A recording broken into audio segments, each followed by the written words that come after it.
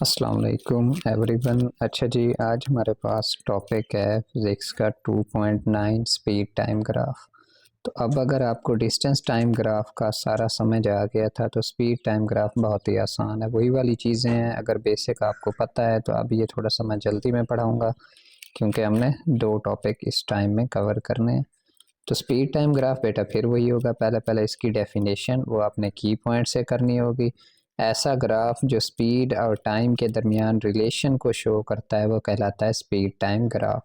ये distance time graph के आगे की पॉइंट में पेज नंबर 47 से आपने पिक करनी है डेफिनेशन इसकी, ठीक है। फिर आपको पता है हमने डिस्टेंस टाइम ग्राफ में, आपको याद हो तो ये ग्राफ पढ़ा नहीं था, उसमें किन दो चीज़ों का रिलेशन था, डिस्टेंस और टाइम का। ये ग्राफ किसका है, स्पीड और टाइम का।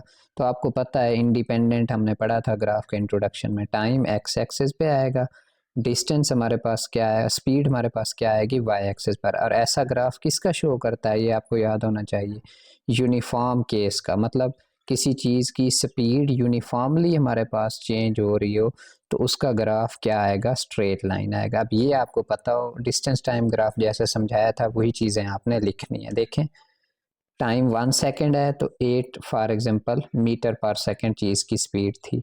2 सेकेंड हुआ तो देखें 8 नहीं बढ़ा है 16, 3 हुआ तो 24, तो सेम सेम बढ़ रहा है सारा।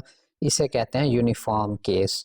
तो आप पहले बेटा यही कहेंगे हमारे पास कि अगर हमने स्पीड टाइम ग्राफ टेबल अपनी मर्जी का, वैल्यूज़ अपनी मर्जी की, लेकिन वो यूनिफॉर्म हो, कि अगर किसी चीज़ की स्पीड हमारे पास यूनिफॉर्म होगी, ये मेन चीज़ मैंने हाईलाइट कर दी है, तो उस केस में हमारे पास यूनिफॉर्म एक्सेलरेशन के केस में हमारे पास क्या आएगा, जो ग्राफ आएगा वो स्ट्रेट लाइन होगी। अब यही चीज़ एमसीक्यूज़ में भी आती है, डिस्टेंस टाइम ग्राफ में भी बताया था।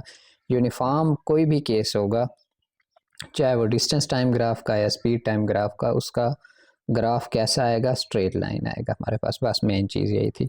इसमें टोटल दो ही केसेस हैं। दूसरा केस बेटा क्या, दूसरा केस आपको याद हो तो हमने डिस्टेंस टाइम ग्राफ में पढ़ा था, डिस्टेंस कांस्टेंट था, कोई चीज़ हमने कहा था रेस्ट में हो तो टाइम गुजरता जा रहा होता है, देखें टाइम गुजर रहा है हमारे पास, लेकिन स्पीड या डिस्टेंस हमने कहा था वही का वही है हमारे पास। तो देखें स्पीड इस केस में 20 है और टाइम गुजरता जा रहा है, स्पीड वही 20 है सारे केसेस में।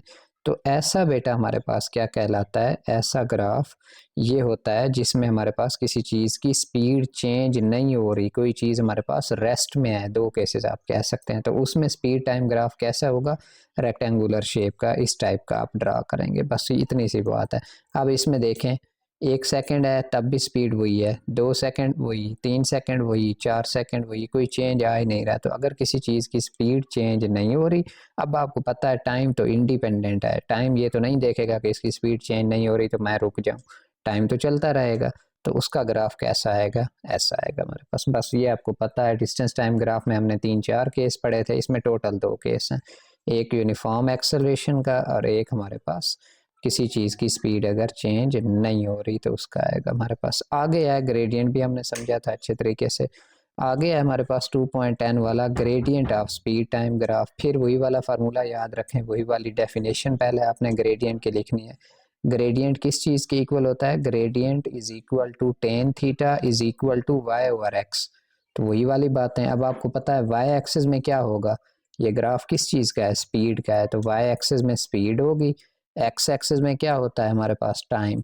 तो इसका मतलब v ओवर टी आ जाएगा, स्पीड को v के साथ रिप्रेजेंट करते हैं ना, तो v ओवर टी। तो ऐसा आपने फार्मूला पढ़ा होगा, v ओवर टी किस चीज़ के इक्वल होता है, rate of change of velocity, वो होता है एक्सेलरेशन के इक्वल। इधर slope is equal to tan theta भी आपने लिखना है। इसका मतलब मेन चीज़ एमसीक्यूज के लिए भी, कि gradient of speed time graph जो इक्वल होता है वो किस चीज़ के इक्वल होता है हमारे पास, एक्सेलरेशन के। तो अगेन अब इसको डिटेल के साथ समझते हैं। इधर भी वही वाला केस है, कोई बॉडी है हमारे पास, वो इतने तक पहले चली हुई थी, इतने तक आपने कैलकुलेशन उसकी हमारे पास नहीं करनी है। उसके बाद यहाँ से वो चला है हमारे पास, उसका टाइम यहाँ से लेकर यहाँ तक आपने कैलकुलेट करना है। फिर हमारे पास उसकी वेलोसिटी है, पहले यहाँ पर थी, तो अब आपने जो कैलकुलेशन करनी है वो यहाँ से उसकी वेलोसिटी बढ़ी है, चेंज हुई है हमारे पास, यहाँ तक पहुँच गई है। तो इसका मतलब हमने जो कैलकुलेशन करनी है वो इस एरिया की करनी है, जैसे डिस्टेंस टाइम ग्राफ में सेम की थी। अब वही वाली बात याद रखें, आपको पहले कहा क्या कहा है, slope is equal to slope किस चीज़ के इक्वल आएगी, आपने मेन फार्मूला लिखना है, इधर नहीं लिखा हुआ। Slope is equal to tan theta is equal to y over x. तो वाई एक्सिस पर क्या है, स्पीड है हमारे पास, चेंज इन स्पीड। अब आपको बताया था फाइनल माइनस इनिशियल, तो v2 minus v1 over total time. तो टाइम तो आपने ये वाली कैलकुलेशन करनी है, तो t2 माइनस t1 ये आ गया। अब v2 minus one v1 final minus initial, इसका मतलब क्या है, चेंज इन स्पीड, जिसे हम वेलोसिटी भी कह सकते हैं इस केस में। तो change in speed over time is, तो ये change in del v over t किस चीज़ के इक्वल था, एक्सेलरेशन की डेफिनेशन पड़ी थी, rate of change of velocity हमारे पास, तो वो एक्सेलरेशन आया था। तो इसका मतलब जो ग्रेडियंट होता है स्पीड टाइम ग्राफ का, वो किस चीज़ के इक्वल होता है, एक्सेलरेशन के। ये बड़ी इंपॉर्टेंट लाइन है, एमसीक्यूज में भी आती है। तो उसके बाद इसमें देखें मज़ीद चीज़ें क्या लिख रहा है। The velocity time graph is a straight line which rises through some height for equal interval of time। इसमें कुछ नहीं लिखना है। The speed v1 at, ये इसमें वही वो जनरल इंट्रोडक्शन इसका बता रहा है दूसरे वाले ग्राफ का हमारे पास, तो इसको डिस्कस करने की ज़रूरत हमारे पास नहीं है, कर दें भी कोई इशू नहीं है। आपका मेन जो टॉपिक है वो इतने तक हमारे पास कवर हो जाता है। दूसरा आप लिखें ना लिखें नीचे वाला, और ड्रा करें ना करें, ये दूसरा केस डिस्कस कर रहे हैं। हमने टोटल 2 पढ़े हैं ना, एक स्ट्रेट लाइन वाला हमारे पास पड़ा था और एक हमारे पास ये हॉरिजॉन्टल वाला।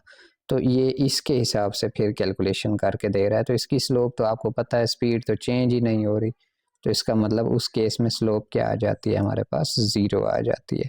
तो इसको एमसीक्यूज़ के हवाले से याद रख लें कि अगर कोई ऐसा ग्राफ होगा जिसमें स्पीड चेंज नहीं हो रही, तो इसकी आखिरी लाइन अच्छे तरीके से देख लीजिएगा, मेन चीज़ यही है बस। तो ये हाईलाइटेड पोर्शन और ये वाला पोर्शन, ये वाला, इसमें आपने सिर्फ टू द पॉइंट ये बताना है कि अगर कोई हमारे पास ग्राफ हमारा ऐसा है, केस हमने पढ़ा हुआ है जिसमें वेलोसिटी मतलब स्पीड चेंज ही नहीं हो रही, तो फाइनल माइनस इनिशियल क्या आएगा, ज़ीरो, क्योंकि चेंज ही नहीं हो रही। चेंज नहीं हो रही का क्या मतलब, फाइनल वैल्यू भी 20 थी, इनिशियल वैल्यू भी हमारी 20 थी, तो 20 माइनस 20 आंसर कितना आएगा हमारे पास, ज़ीरो। इसका मतलब अगर किसी चीज़ की वेलोसिटी स्पीड हमारे पास चेंज नहीं हो रही, ऐसे ग्राफ की स्लोप हमारे पास क्या आती है, या ग्रेडियंट क्या आता है हमारे पास, ज़ीरो आता है। बस ये टोटल 2 केसेस हैं। एक है सिंपल ग्रेडियंट की कैलकुलेशन के gradient of speed time graph किस चीज़ के इक्वल होता है, एक्सेलरेशन के। आप लिखेंगी हेडिंग में फिर सेकंड केस में हमारे पास क्या आएगा, जब किसी चीज़ की स्पीड चेंज नहीं हो रही, उसका ग्रेडियंट या स्लोप हमारे पास क्या आएगा, ज़ीरो आएगा। तो ये हमने आज हमारे पास 2 हेडिंग देखी हैं, कल area under speed time graph देखेंगे। ओके जी, मिलते हैं अगले लेक्चर में, थैंक यू।